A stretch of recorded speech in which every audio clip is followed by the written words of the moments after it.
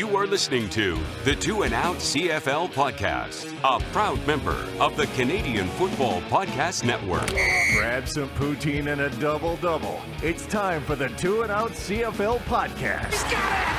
Oh, baby! Every week, Travis Currah. That's Grey Cup me, which is a different person. And Brazilian Tide. Hunters are people, too. Talk fantasy football, bring you the latest in CFL news, and sprinkle in a little bit of nonsense. Oh, nearly intercepted, and it's over! Ready, set, hunt! And we are part of the Alberta Podcast Network, locally grown, community supported. It's Travis Currah, a fun episode for you today. We've got Derek Dennis, the Bone Crusher, offensive lineman for the Calgary Stampeders on the show. This episode of Two and Out is brought to you by the Well Endowed Podcast by the Edmonton Community Foundation. It's hosted and produced by Andrew Paul and Lisa Pruden, and it explores the impact of passionate people who are working to make Edmonton a strong, vibrant city to live in. The Edmonton Community Foundation helps people create endowment funds, and the podcast tells the stories of how those endowments intersect with the community. Make sure you check out episode 132 of the Well Endowed Podcast. It shows out how an endowment fund created by the Friends of the Royal Alberta Museum Society will help support the Royal Alberta Museum far into the future. You can subscribe at the wellendowedpodcast.com. Let's get to my chat with Derek Dennis.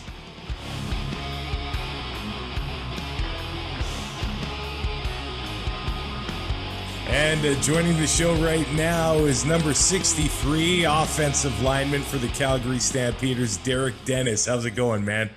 Good, Trav. How you doing, man? I'm doing well. I guess your first time on the show was in front of a crowd eating brisket in Calgary. Yeah, it was. Good times, man. Good times. Oh, that was good times at that Grey Cup. Now, I didn't really have time to really dig in a little bit at that event, but you weren't always a football player. In high school, you had some success with basketball, back-to-back state titles in 05-06, am I right? Yep. All state, all county, all state. One of the top 50 players in the state. Completely off topic, LeBron or Jordan? I mean, I'm a Jordan guy through and through. I'm actually to me, people may get upset with me, but I think LeBron is the third best player to ever play in the NBA. I put Kobe ahead of him. That's just my personal preference because I feel like I got a chance to see all three in their primes, and Kobe was like the reincarnation of Mike. And even like kind of what kind of like affirmed it for me was they just dropped the Redeem Team documentary. Yeah, and I watched it the other night. And I'm just like, man, I don't think people realize how great Kobe was and like what he did. Even when LeBron was kind of at that peak of like, okay, this is LeBron's league, he's about to take over. He still had to deal with Kobe Bryant. So that's to me, Kobe's the second best player to ever play in the NBA. When we watched the 98 Chicago Bulls documentary, and it was just crazy how driven Jordan was to win, even if he was just throwing quarters with the security guy. Yeah. Jordan was like Kobe was like that too. See, the thing that I, like me growing up watching Mike, and that's the thing I attribute to like what Mike's greatness was. It was like every time you watched the Bulls game in that era, like you just knew like Mike wasn't going to lose.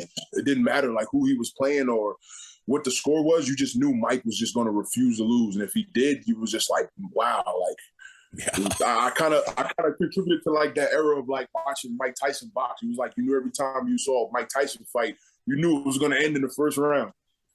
Golden State going to stay elite this year? Of course. I mean, they still got three of the best players in the NBA. I mean, with Steph, Clay, Draymond, and also too like Jordan Poole is coming to his own. He's looking like the second coming of Steph a little bit. So they're gonna be a team to reckon with for sure.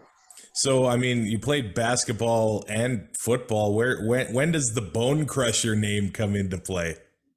I actually got that my senior year of high school. So it was a joke actually. I always tell people like it started as a joke from the rapper. So if you remember the song Never Scared, the rapper Bone Crusher was a big dude with a big afro. I had a big afro just like that in high school. So the kids started calling me Bone Crusher to make fun of me. And then the first time I went out to like first day of football practice, and I like broke a kid's leg, and then all of a sudden they were like, "Oh, you're the Bone Crusher for real." And then it just kind of stuck. And then when I got to college, same thing happened, and then all the coaches started calling me Bone Crusher, because I kind of made it my. See, that's how old I am. I was around when Twitter first started, so when I made my Twitter, I had already had that nickname. I was a senior in high school when I made my Twitter, so I was like, "Oh, you know, what would be a cool Twitter name instead of just putting Derek Dennis? I'll just put Bone Crusher." And then when people would see my Twitter as I started going through my football career, and everybody just started calling me Bone Crusher. My college coaches started calling me Bone Crusher. And then when I got to the league, when I got to the NFL, fans saw my Twitter handle, it was like, "Oh, he's the Bone Crusher." And it just kind of stuck with me all the way. How do you see teams now, obviously you're a veteran, you're well into your career, handle something like Twitter than when it first started? I feel like when it first came out, teams they probably had no idea what to do or what they should honestly, do. What's crazy is I'm surprised, like, because I know like my Twitter when it first started, I didn't have any followers. I was in college, nobody was paying attention. Right. I was just tweeting random. You know, you're a college kid, you're tweeting random stupid stuff all the time, like just talking about stuff that no one's paying attention to. And then as I got towards the latter part of my college career, and I didn't really take Twitter serious until I got to the NFL. And that was when I got cut on Hard Knocks my rookie year. And then that's when my Twitter kind of blew up, because people just wanted to like see what my football journey was like and see what transpired with me after seeing me on national TV get, released from the NFL is my first experience of welcome to pro football type of thing. So that's when I started taking Twitter a little serious. And then that's when the Bone Crusher name just kind of took off for me after I was on Hard Knocks in 2012. And I think one of the crazy, obviously supremely talented offensive linemen, but a lot of times old linemen, they don't get the love. You know that. But I feel like your accessibility on Twitter has made you one of the most well-known old linemen in the CFL. Is that because of Twitter, you think? I think it is. I mean, Twitter's my way of me kind of showing my personality in a sense, right? So what I always tell people is, as a kid, I grew up a big Shaquille O'Neal fan.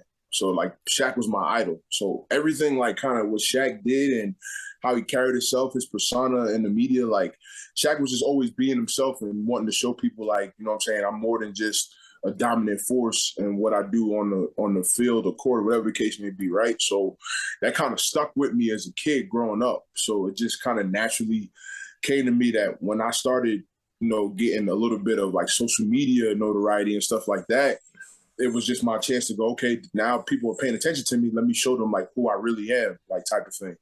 And I always say like, offensive linemen, we're the unsung heroes of football. Like no one pays attention to us. Only time we get attention is when we're doing bad. When we're doing good, no one pays attention to us. No one mentions us. No one talks about us, right? It's always the flashy guys, the quarterbacks, the running backs, the receivers, right? All the quote unquote sexy positions. So I always like took it upon myself to go like, what can I do to differentiate myself from other guys, right? I've never been a guy who wanted to just sit in the shadows. It's like, if I'm doing well, I want people to know I'm doing well. If I'm doing bad, I don't care if you tell me I'm doing bad. Like it comes with the ups and downs, the ebbs and flows. So I just use it as a way to show my personality, right? I don't know why.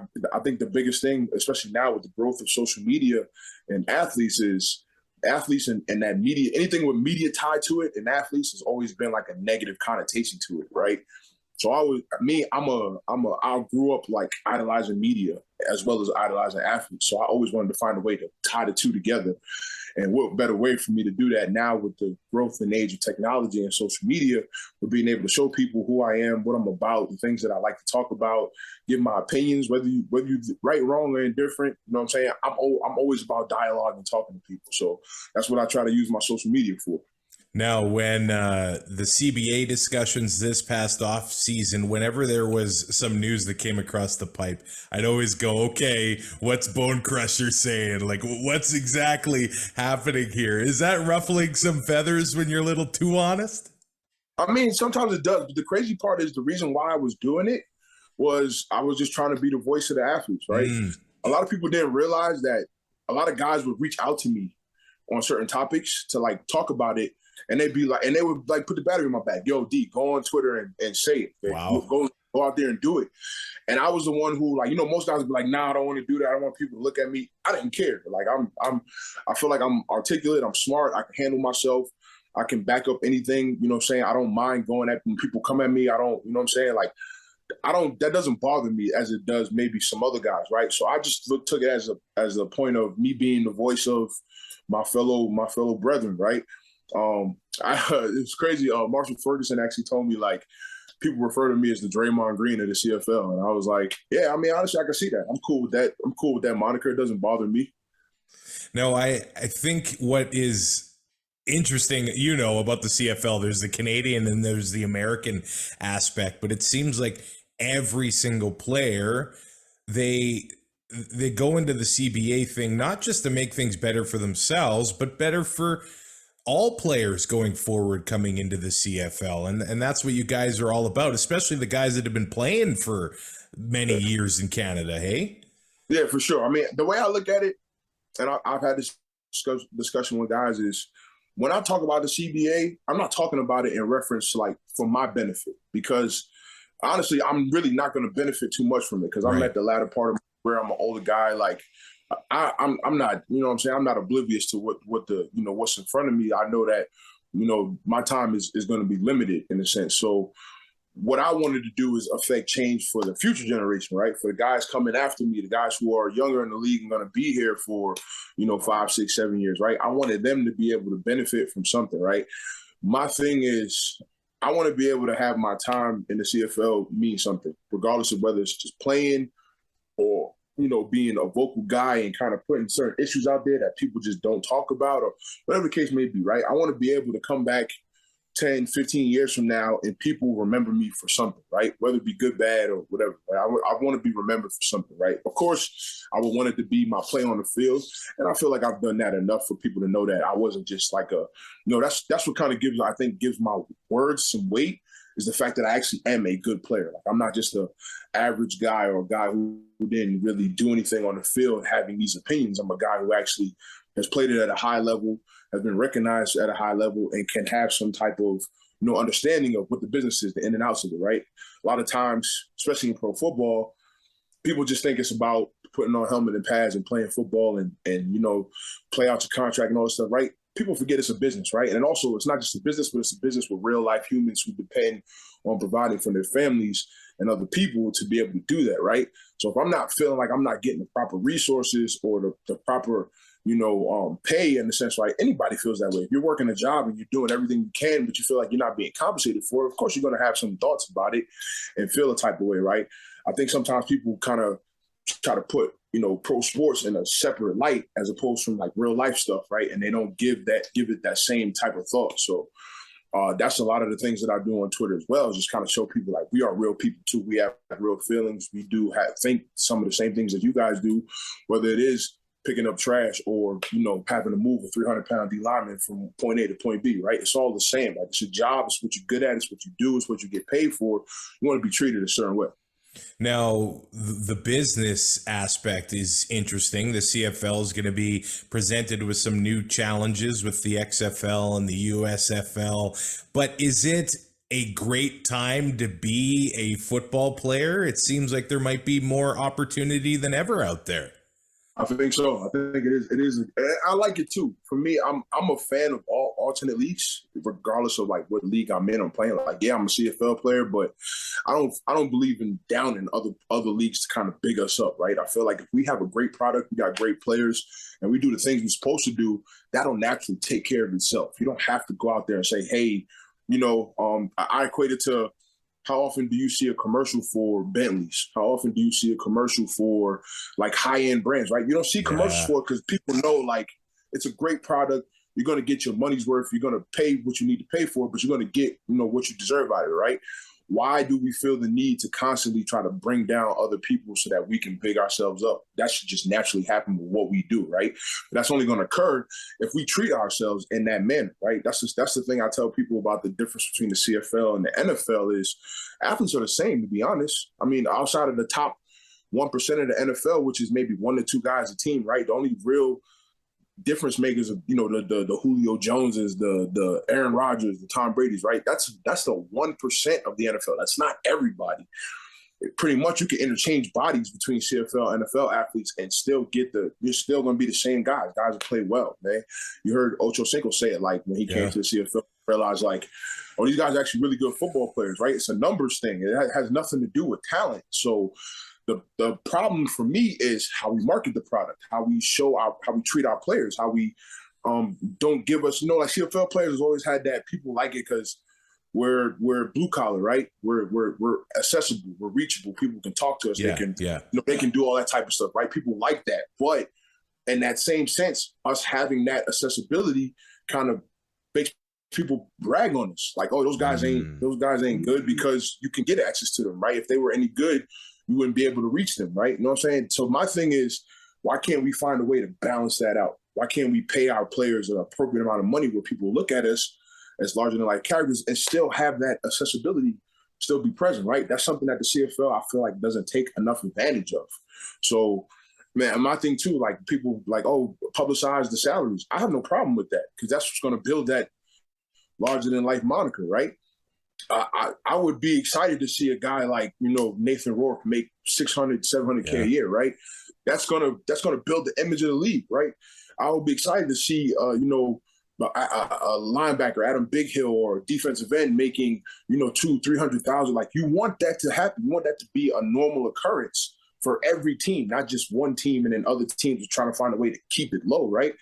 So that's the thing I feel like helps with the image of us as CFL players and professional athletes is if you pay us a certain amount of money, people are going to look at us a certain amount of way. That's just that's the nature of the world, right? If you make a certain amount of money, people look at you in a different light. So that's kind of where that comes from me. So, I mean, I wanted to be where younger guys are benefiting from my time in the league, right? I want to keep pushing the envelope higher and higher and higher because as the game grows and goes along, I would love to come back in 10, 20 years and see the CFL be a big global product, right? That's what we want it to be.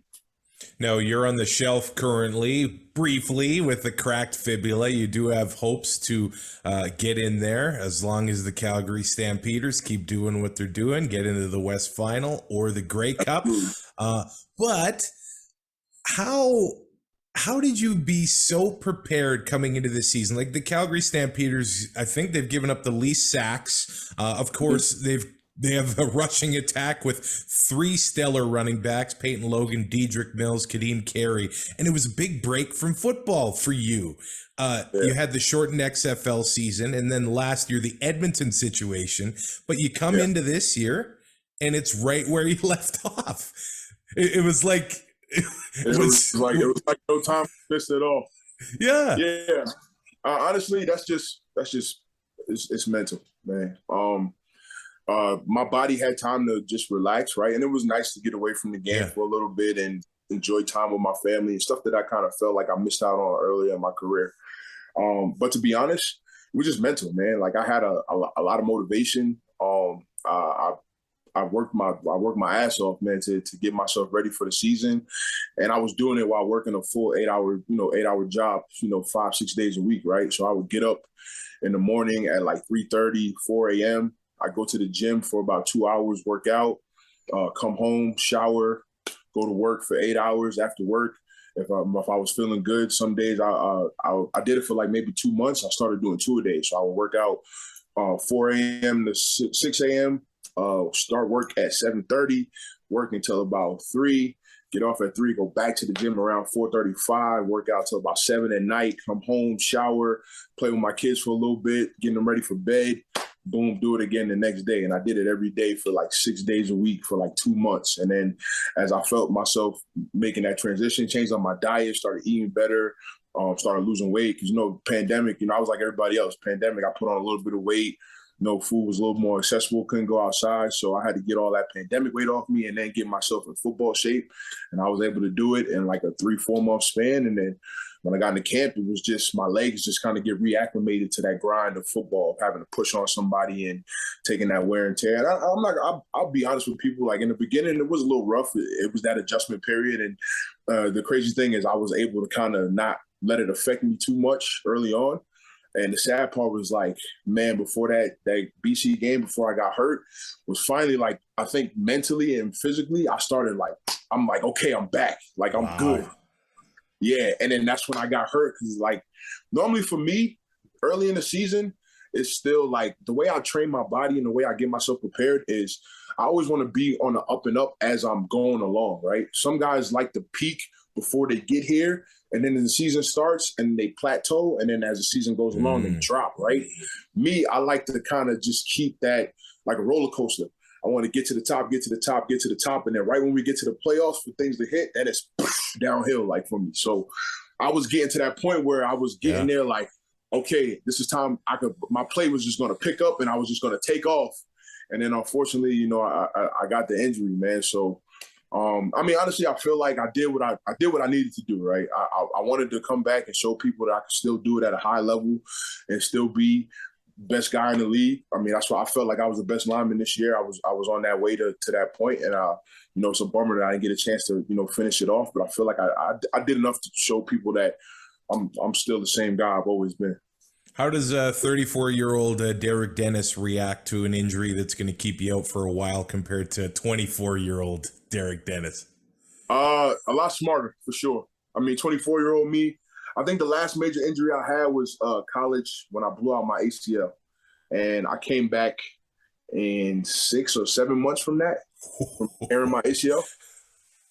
So, like me, like I joke with people, but it's really like even my parents like tell like I heal like Wolverine. Like it doesn't take me long, and it's more of a mental thing, right?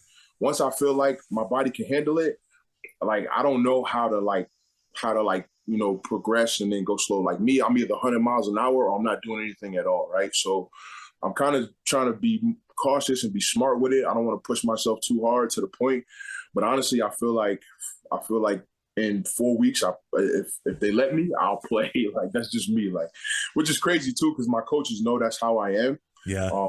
They told me that too, like on the sideline. It was like normally when stuff happens to me, I'm normally made like wince around and then I'll pop back up and then I'll keep going. Like I'll play through anything. Everybody knows me. Like I play through anything. So the fact that I couldn't, they knew like okay, it was something that was a little more serious. And then once I got the diagnosis and I realized what it was, I'm like, oh, okay. Especially too like. You're seeing guys like Stanback, Dan Clark, all these guys coming back from that same injury, right, in a 2 to 3 month span, right? So I think it's just more about what my body can handle, taking care of it. A big part of injuries too, as I'm getting older, realizing is eating right, doing little stuff. I'm a lot smarter in the sense I've been around long enough, so it's not many rehab or exercise and stuff that I don't realize I can do on my own. You know what I'm saying? I'm a creative excellence guy, right? I'm not gonna wait around for somebody to say, "Oh, now you can do this." Like I'm gonna push the envelope myself. While I'm sitting here laying around watching TV, I'm doing ankle mobility and strengthening stuff, and I'm barely just 2 weeks out of surgery. So that's just me. So I know like I could probably if I could pull it off. Again, too, like I said, the biggest basis of everything is being smart with it, right? If I could pull it off and I could play, I'm for sure going to play. But I'm never going to go out there and not be to the point where I'm not going to be able to help the team be successful, right? If I feel like me being out there is just going to be a hindrance and it's not going to help the team, then I wouldn't do it. But if I feel like I can go out there and I could get the job done and do it well enough to help us win, then I'll for sure be, I'll run back before they even give me the chance, before they even give me the okay. In the middle of this year, it seemed like the Bo Levi Mitchell era in Calgary came to an end or is going to following the season. And he was the quarterback behind you in 2018, winning in Edmonton, the 2 tough Grey Cup losses before that. How has protecting Bo's blind side gone? He's the guy behind you for a lot of your career, and you were in front of him for a lot of his. Yeah, that's my guy, man. Honestly, I talked to him too. Like, I had a conversation with him a couple of weeks ago, and I told him, like, man, I'm really proud of like how you handling the situation because I know it's tough. And just as football players, we don't really have a lot of control over how things go for us, right? The only thing we can control is us getting our opportunities and getting on the field and doing what we can do with it.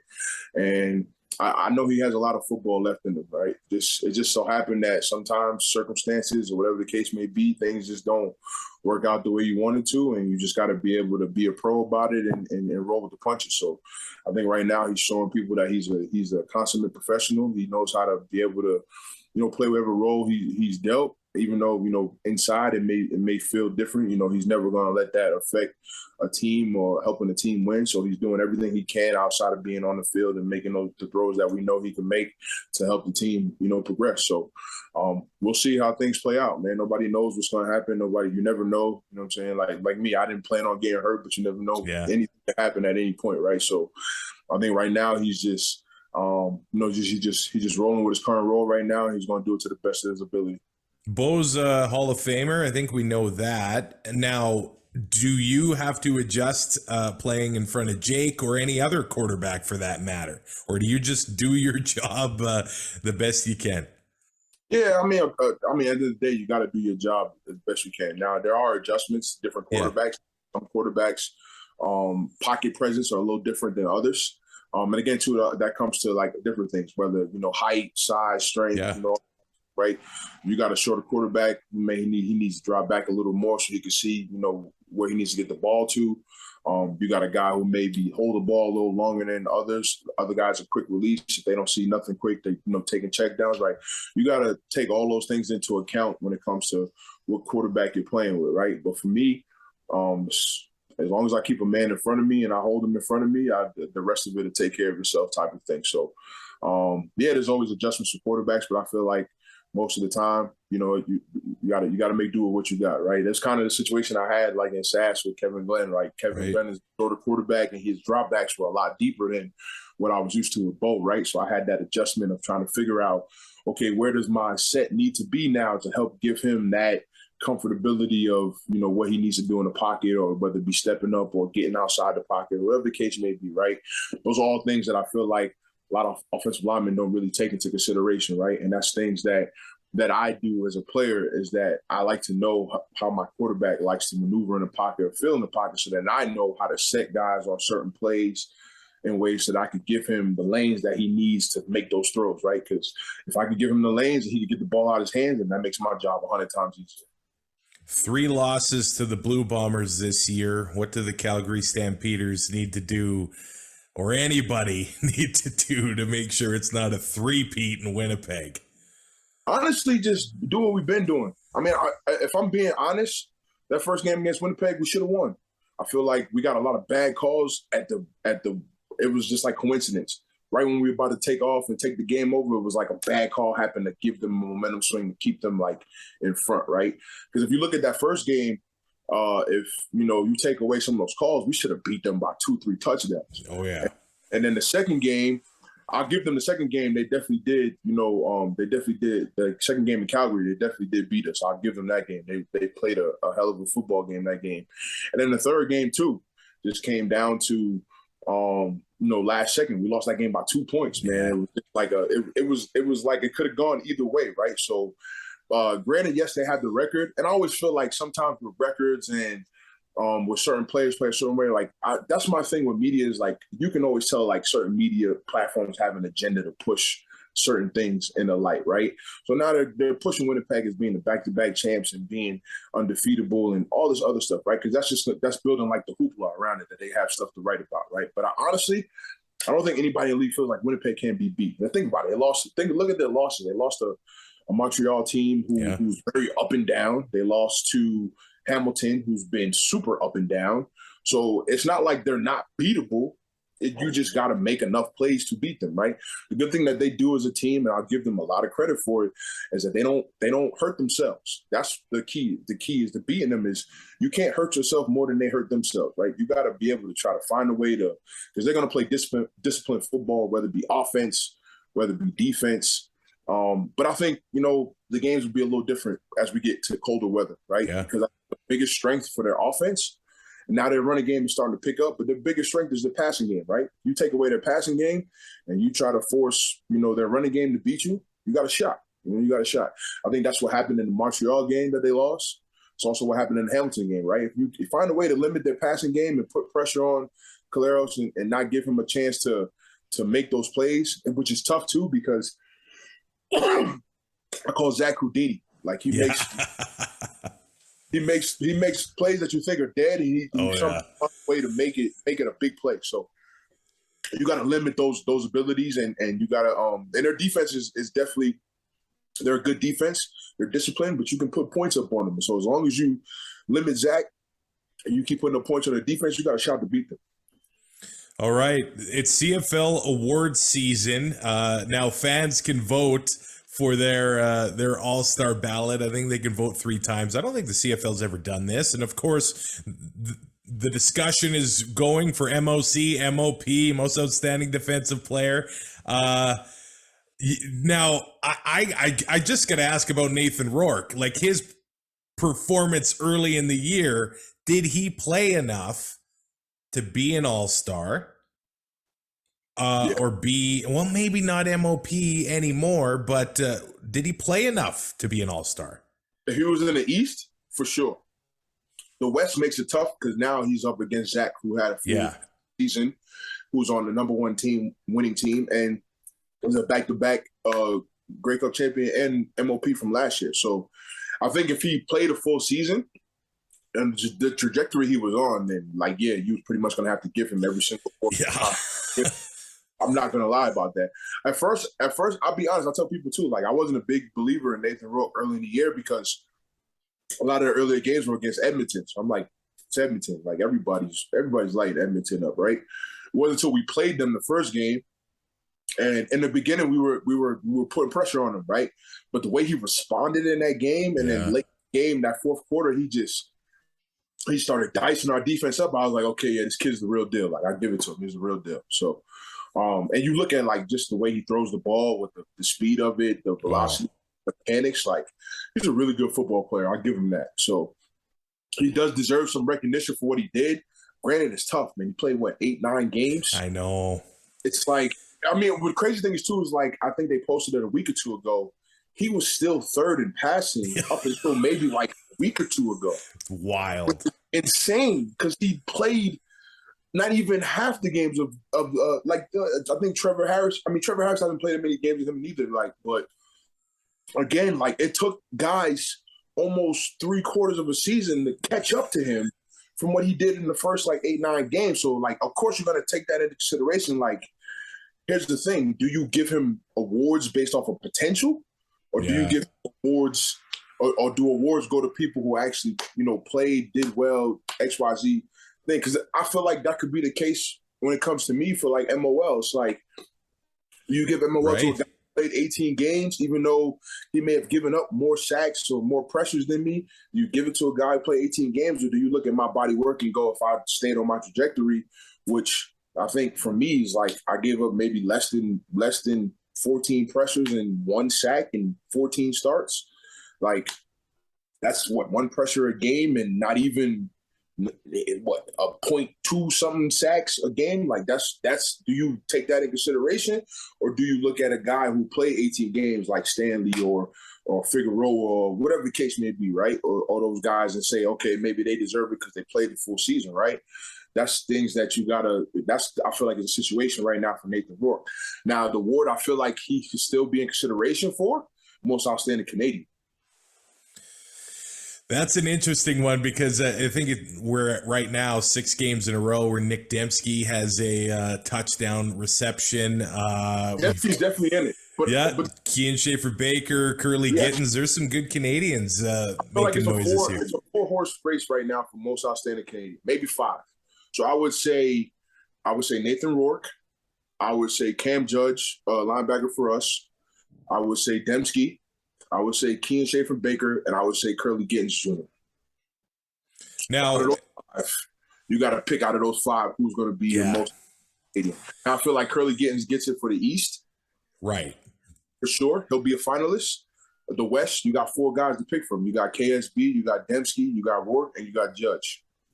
There was a really interesting point that I saw you had made. There's a lot of love going to players, and no disrespect to them, that have poor records, not many wins on the season, but they're standouts on those teams.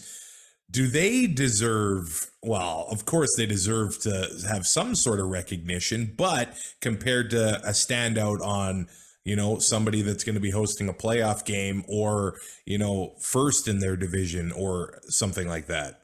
Right. Honestly, I feel like they do deserve recognition. And a lot of those guys should be all-stars. Like, I think Jalen Ackland, I think Tim White, I think, who else? Somebody mentioned Malden. Like, those guys are going to be all-stars, right? For sure. Now, the question becomes, when you go to vote for CFL All-Stars, who are you going to pick, right? Now, my argument that I had on Twitter, I was getting to somebody, was over Malden, right? And it was for most outstanding defensive player. And I'm going, granted, yes, Ottawa always has one player who has crazy stats, right? I think a couple years ago, it was Avery Williams who was like leading the league in tackles, right? But again, that's because you spend a lot of time on the field, you're going to have a lot more opportunities to make plays, right? Now, my thing comes into consideration is when you're voting for like these awards, to me, those awards should go to guys who you feel like if you were to take that guy off the field, is that guy like winning games for your team? Is that guy like directly affecting the outcome of games type of thing, right? Now, Malden is having a stud of a year. I give him that. He's got great numbers, right?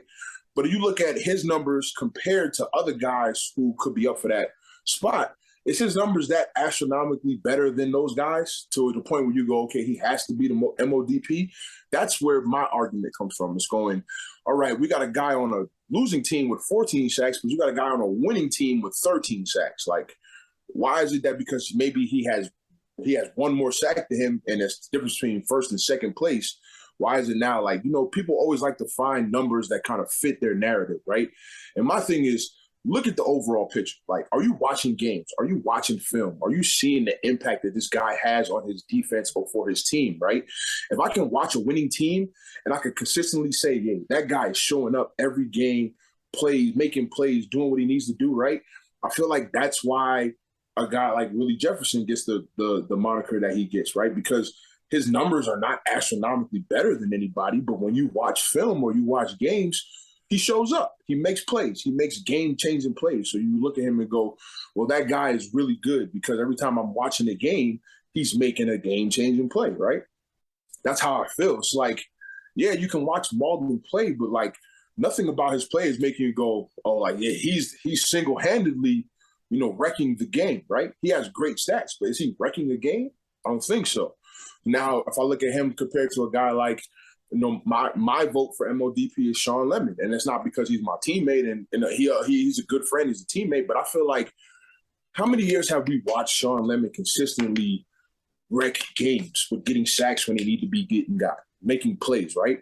How do you discredit a guy for making plays when he does? And he's been doing it for so long that you don't realize the guy has 90 sacks. We're talking about the only person in the league who has more sacks than Lemon is Charleston, and he's not even being used in sacks. So you're talking about the only active starter right now with more sacks than anybody. He has more sacks than any defensive end in the last 2 seasons. Wow. Well, and he has the most sacks that he's had since 2016. Yeah. Like, he's playing great football. At 34 years old, that's the thing too. Like, a lot of people, and I talk to them too, and it's the same thing with me, right? Now that we're like, in our minds, we're not old. We don't look at us any different than anybody else, right? I forget sometimes that I'm 34 years old until I talk to somebody in the locker room and I go, holy, like, a little kid. But I forget sometimes, right? But, the younger guys, that's the thing. They like to remind you, like, oh, you old, right. You old. But yet, I'm still out here with you, right? I'm still out here every day with you. I'm still out here grinding with you. I'm keeping up with you, right? Even though I got 8, 9, 10 years on you, right? So that's the thing. Like, I think that should be, that like kind of exasperates it even more to me. It's like, you're talking about a guy who's been in the league for 10 plus years, consistently near double digits, consistently, and he only has one All-Star to show for it. That's pretty wild to me. Thank you. Thank you. So I feel like he's a guy who doesn't get enough respect for what he does. For whatever reason, people like to hate on the man. I don't know why, but he consistently gets the job done, regardless of where he's at. He gets the job done, right? Think about it. Edmonton 2 years ago just tried to tell us that he was washed up. Yet he's the only defensive end. He has 20 sacks, almost 20-plus sacks in the last 2 years after Edmonton told us that he couldn't get it done anymore. Does that make, you know what I'm saying? Now, that's things you got to take into consideration for me. So I feel like right now I'm going with a guy who's consistently been getting it done, who's consistently been making an impact on any defense that he played on. He's a champion. He has the pedigree. He has the resume. Why are we not? You know, he deserves it, right? Now, granted, I'm not saying Malden's not having a great year, but if I had to pick a guy from a losing team and a winning team and their stats are not that much different, I'm going to go with a guy on a winning team. Man, I'm looking at his numbers. 13 sacks the year Calgary won the Grey Cup in 2014. 8 sacks in 12 games when Toronto won the Grey Cup in 2017. I mean, yeah, and 20 in the last 2 years. And he was one of, I think, the most under the radar acquisitions for the Stampeders last year. Nobody really, well, Edmonton said, well, you're not a part of our culture, or whatever that was. You can't get it done, and he's a part of Calgary's culture, and he's playing well. Listen, man, the guy just, you know, it's certain things. When I say, like, for me, when I look at football players, I look at guys who are good at the game of football, right? Yeah, the height may take it. Yeah, height, weight, you know, the eye test, right? I don't like the eye test because the eye test can lie to you, right? You can, just because you can look at something and it looks good to look at doesn't mean that, you know, everything that doesn't shimmer is gold, right? And that's the thing that I have the issue with, like the NFL, right? The NFL goes for the sexy-looking players, right? They're not always the best football players. So I like to watch football players. I like to watch guys. I don't care what your body looks like. I don't care how tall you are. If you can play the game of football, that is a talent in itself, because not everybody can play the game of football at a high level. So he's a football player. He's a guy who, if you let him on the field, he's going to make an impact some way, shape, or form. Doesn't matter what it looks like. I mean, if you look at the last game against Toronto, right, even though his stats, he still ended up with a sack in that game. But think about it. He caused the interception with the pressure for Thurman. He made key tackle for losses on certain plays. Like he's forcing the ball. If he's not making a tackle, he's forcing the ball into somebody else, right? You got to look at the film and see those type of things, right? And that's the thing that I get on with who they're allowing to vote, who they're allowing to pick these things. It's like, are you watching the game? Are you seeing the impact that this player is having to justify why he's getting this award? That's what I feel like. That's why I like guys like Marshall Ferguson and Derek Taylor, like guys who actually watch film, watch things, try to see the game for what it is, and not just out there like calling their buddies and going, hey, I got to vote, you know, who you think I should pick, and they just picking the name that they know, and they're going, okay, boom, I'll pick that name. Does a CFL player appreciate being on the CFLPA All Star team more than the other ones a little bit because of that fact, where you say that, yeah, somebody might just look at the most games played for an O-lineman or, you know, most tackles or sacks for a defensive player, and yeah, I'll vote for him, you know? Yeah, I would say yes and no. And the reason why I say no is because a lot of players do hate on each other. Oh. They may not say it publicly, but a lot of guys are always in their own locker room saying, oh, that guy's not good, that guy's not this, he's not that right. You know what I'm saying? Like, that's just what it is. Or guys may vote for somebody else because they don't like the guy, right? It could be like you know what I'm saying, a guy like Simone who's on the field every game pissing somebody off. They'd be like, I hate it. He's not even that good. He just talks too much. Like, I'm not voting for him type of thing, right? But my thing is, I try to, you know, take my personal feelings out of it when I vote for people. Like, if I feel like a guy's good, a guy's good. A guy who I think should get some recognition this year, and it sucks, Jake Serezna. I think Jake Serezna, even though he's missed a lot of games, he's been killing. I mean, guy has 10 sacks in 7 games? When he's out there, you talk about wrecking plays, Serezna's a guy. That's a guy who I think, like, on a losing team, if I had to pick a CFL All Star off a losing team, I would pick him over anybody else. Because he's actually a guy who makes an impact. Like, that defense is a completely different defense when he's not on the field. So that's a guy who I feel like should get recognition. So that's my thing. It's like, I don't mind, like, looking. And Jake is, honestly, I think Jake's the only guy who beat me for a sack this year. Well, you played in an era with some of the best pass rushers ever to play in the CFL. Charleston, Lemon, Bowman, Odell. Like, it seems like it was a tough era to be an O-lineman. It was actually. It was a lot of good guys, man, too. And then, of course, too, it was like a lot of guys who was coming back from the NFL and playing. Right. Man, I'm drawing blanks. It was, you had like Edmonton. I think Edmonton D-line in 2015 was super good. That was like my rookie. That was like my introduction to like the CFL. I played like 3 games against that D-line, and I think that's what kind of made me realize like, okay, I can play well in this league type of thing. But I mean, I played against a lot of good defensive ends, guys who can play the game, who had like NFL pedigree type of stuff. And I think that's too. I think that's part of the reason why I always felt like I could come back and be successful. Because like even me sitting out last year and watching, like I mean, not to sound arrogant, but I would watch the games and be like, oh yeah, I can handle these guys like easy peasy lemon squeezy, right? Especially too, like for me, the best guy that everybody was talking about was Willie J, right? And honestly, I have no issues with Willie. Willie might be. I'm not saying this to sound crazy, but Willie might be the easiest guy to block. For sure, hands down. Just because I know, like, I've spent a lot of time. He doesn't seem like your traditional pass rusher in any way. You know, no, he's different than anybody. Yeah, and I think his biggest strength is the fact that he's long, and he doesn't have a lot of surface to hit. Right, so a guy that I could equate to him that kind of fits that mold is the kid Guachum from BC. He was another one, kind of get that same like Willie J mold. Tall guy, long, lanky, can get his hands on balls, tip balls, all that type of stuff, right? Wasn't, when he makes his pass rush moves, it's like when he gets skinny, it's even harder to hit him because there's really nothing, no surface there to hit, right? As opposed to like guys who are bigger and you can get your hands on them a little better, right?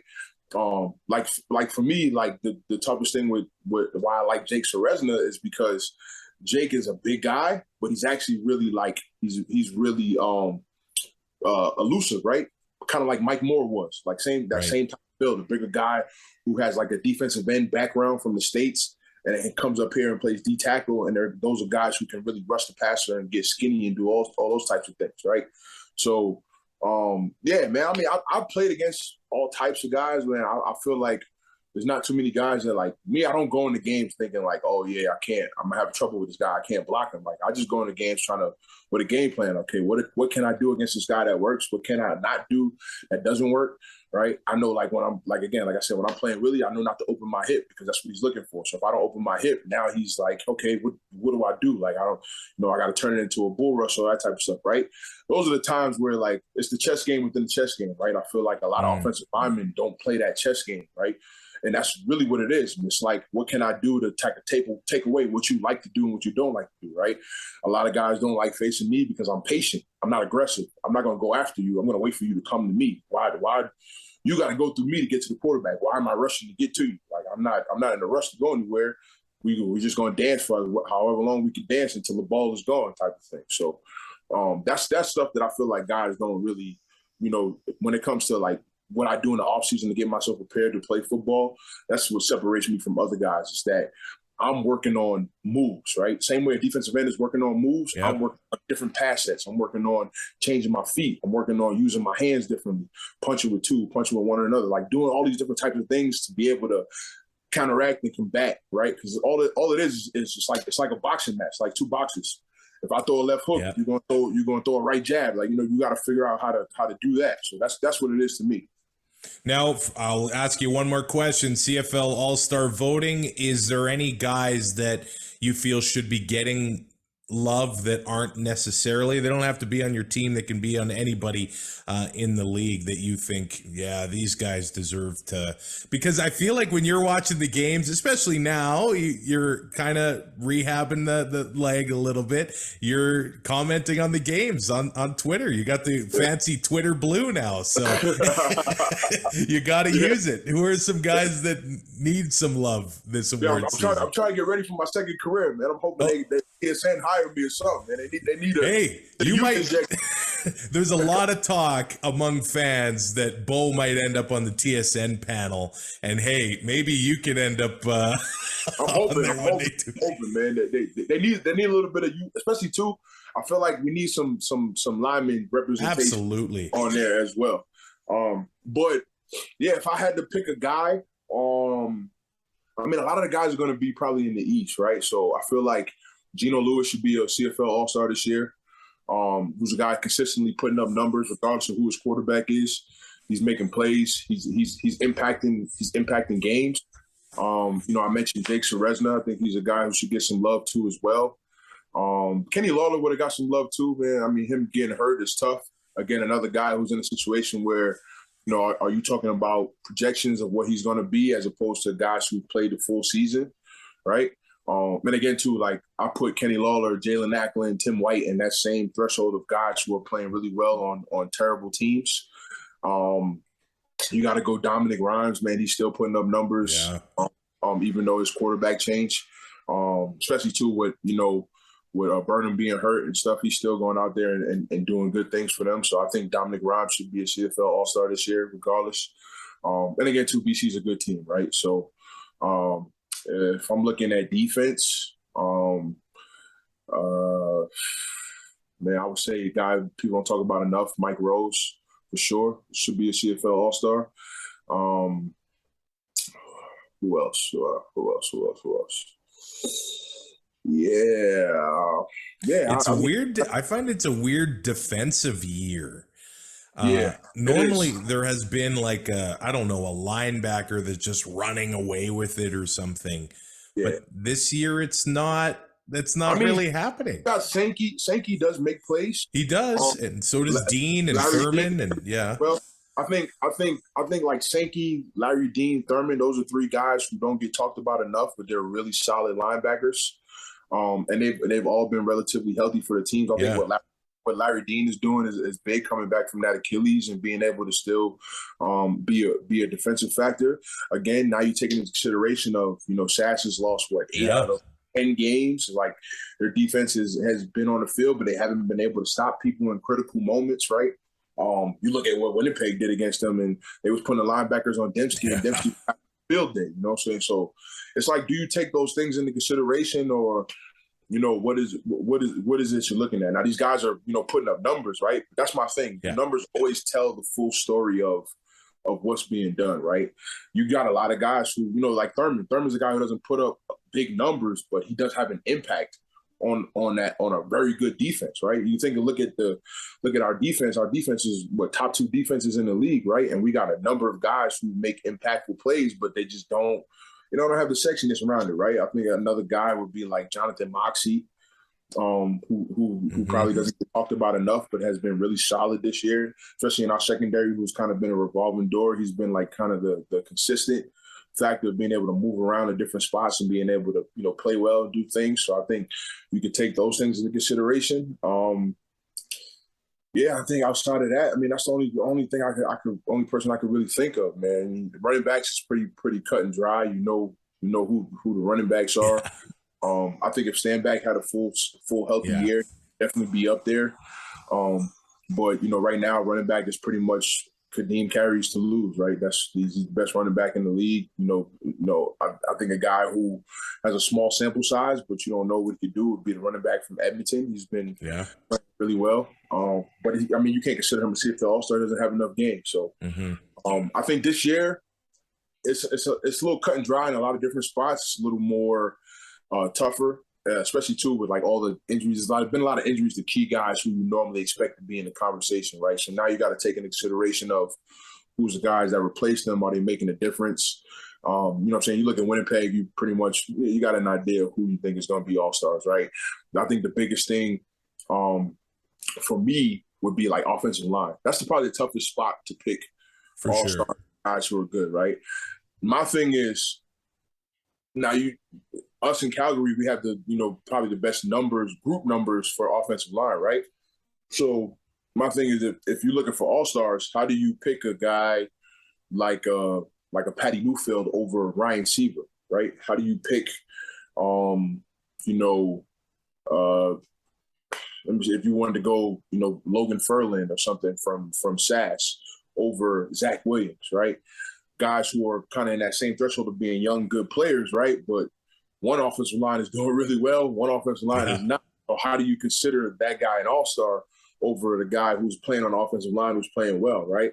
So that's the tough spot, I feel like, and again too, like that's like the thing now. I think I had to talk with Derek Taylor, and he was saying how he likes to look at pressures by a defensive end to tell if they're good or not. But it's like, my thing is, at the end of the day, a defensive end, what's the two numbers that matter to them the most? Sacks and pretty much, tackles for loss should be the other thing, right? That's depending on the position, right? If you're a D tackle, tackles for loss will probably be bigger than sacks for you, right? If you're a defensive end, sacks are going to be bigger than tackles for loss for you, right?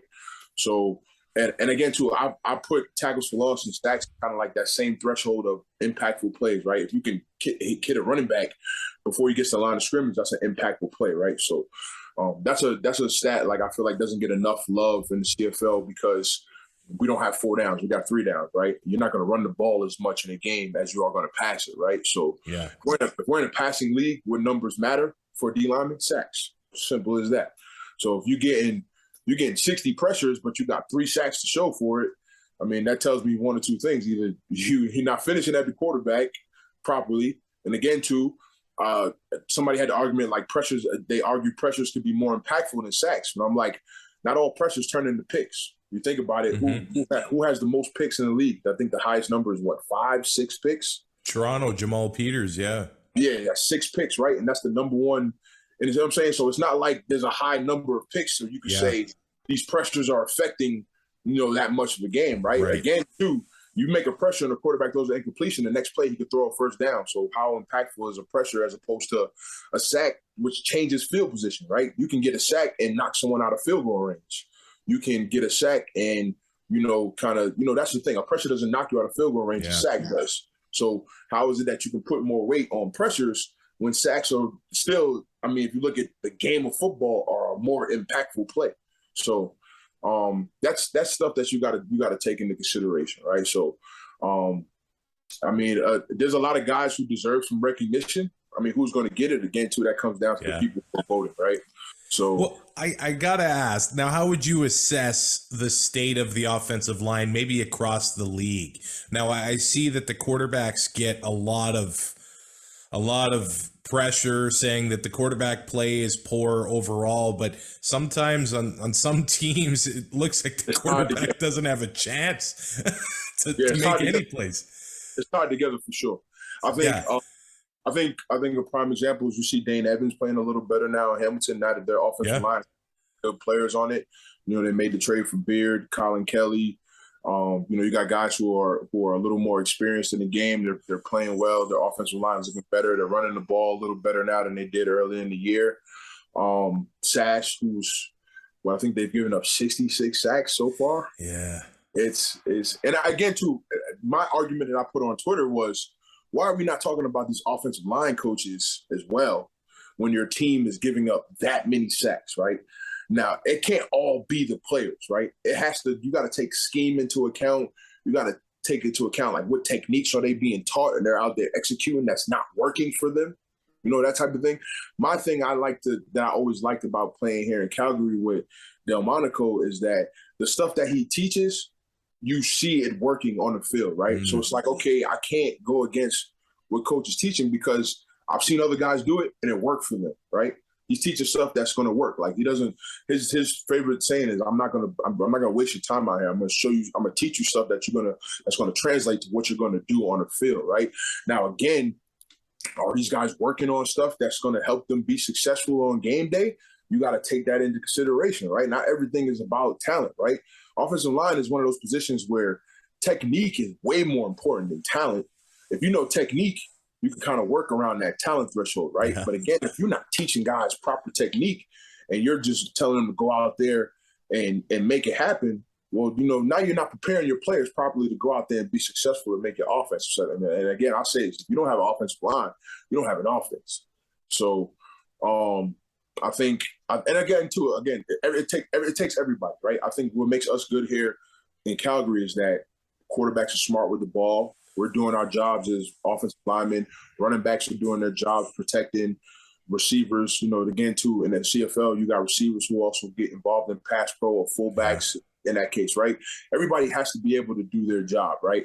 So if you're giving up that many sacks, it's not just falling on the offensive line. Again, they're going to get the brunt of it, but a lot of it does come to play with schemes and what are you doing to help these guys be successful? Are you playing to their strengths as opposed to their weaknesses, right?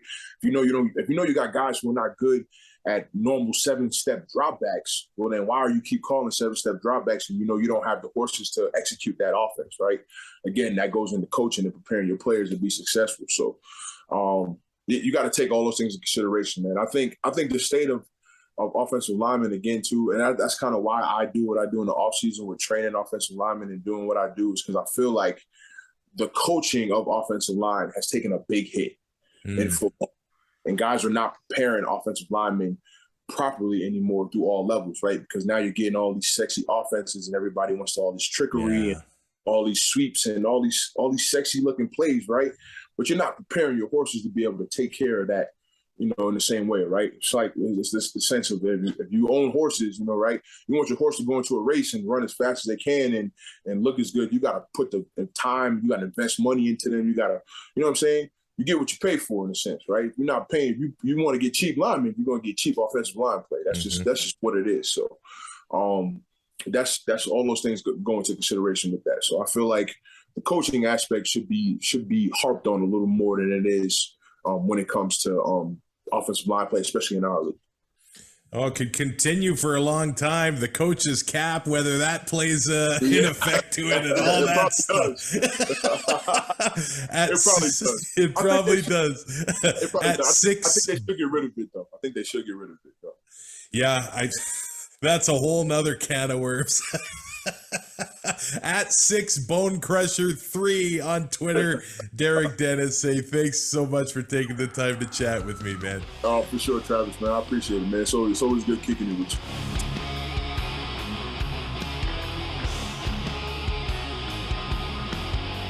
Thanks again to Derek Dennis for coming on the show. I hope to see the Bone Crusher back onto the field for the West Final and or the Grey Cup, or back doing his thing in the CFL next season. This episode of 2 and Out brought to you by Connect First Credit Union. Welcome to Super Typical Megabank. How can we disappoint you today? Hi, I'd like to open an account. May I pressure you into considering a pro-disadvantage, high-regret, impersonal, everyday inconvenient savings plan with added compounded confusion at no additional discount or apology? It's one of our top disappointers. I feel so... Disappointed? Yeah. Another unsatisfied customer. Next! If your bank makes you feel like this, it's time you talk to us. Connect First Credit Union. Bank on a brighter future. Hey, thanks for pressing play on this episode of the 2 and Out CFL podcast. I will be back on Thursday with another fun episode. You can rate, review, subscribe in the meantime to 2 and Out on your favorite podcatcher. Hey, ring the bell, leave a comment on YouTube as well. We will talk to you soon on 2 and Out. Thanks for listening. Find more great shows like this at CF Pod Network on Twitter.